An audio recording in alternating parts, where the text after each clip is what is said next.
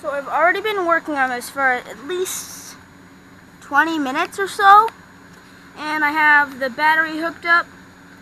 No, actually no, this is the battery and this is the powertrain.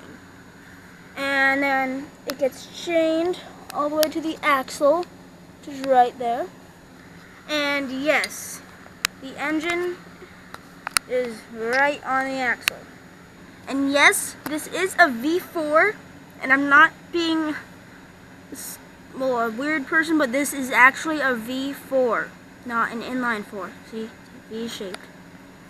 And it actually works, so I can show you that. I'm going to place the camera down right here. Lift this up.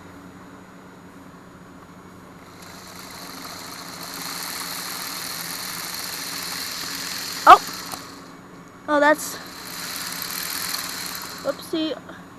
Yeah, that's one problem that happens with the axles being placed on the engine, because the crank shaft, the the connector right in there, it's very thin.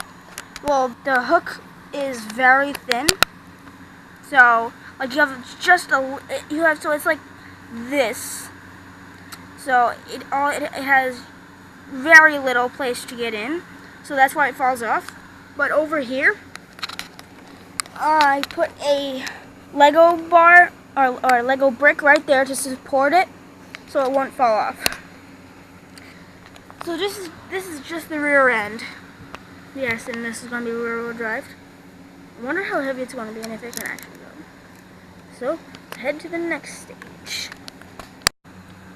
Okay, so you can see I've added front suspension right here, and I added some stability for the left axle because it flew off.